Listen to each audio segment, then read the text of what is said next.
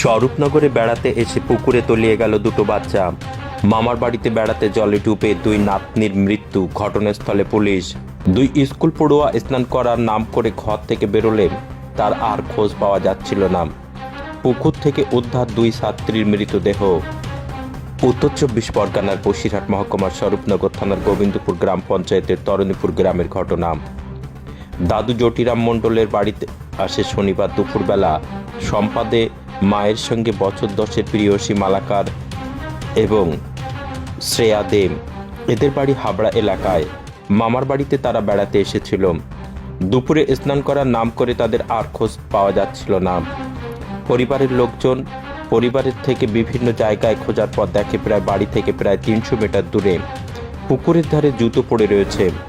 তখনই সন্দেহ হয়, পুলিশকে খবর দেয়। সন্ধ্যে 6টার সময় পুকুর থেকে দুই স্কুল পড়ুয়ার মৃতদেহ উদ্ধার করে ডাকবাংলোর সারাপুর গ্রামীণ হাসপাতালে নিয়ে গেলে চিকিৎসকেরা মৃত বলে ঘোষণা করে।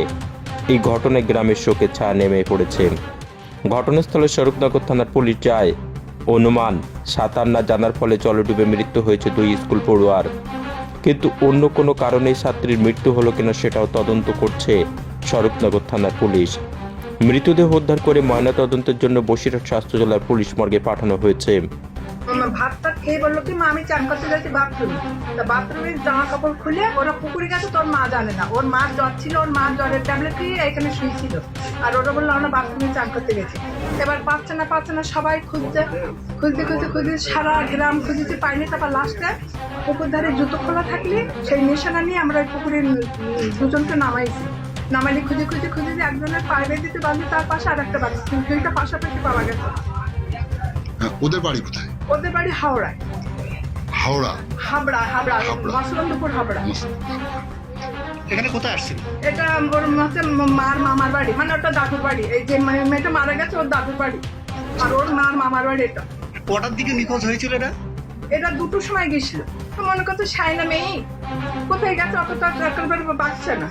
এবার দোকান থেকে নাকি খাবার কিনে খেয়েছে। খেয়ে ওই পুকুরে জুতো খুলে চান করতে গেছে। আর আমরা সব জিজ্ঞাসা করতে দিয়ে একটা বাচ্চা দেখতে, একটা ছেলে বললো যে এরা এখানে জুতো খুলে ওই পুকুরে নেমেছিল।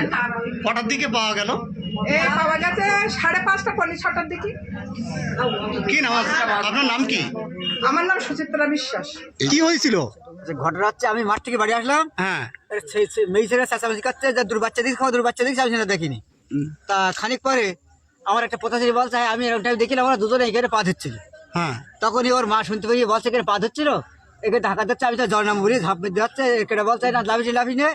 আর ছেলে দৌড়ে যে ঝাঁপ মেরে পড়লো, ওই এত করে জল। হ্যাঁ, ও খুঁজে ওর পা ঠেকলো ঠ্যাং দিয়ে উঁচুকে তুললো। তখনই পাড়ার মেয়েছিটা ঝাঁপে এলো।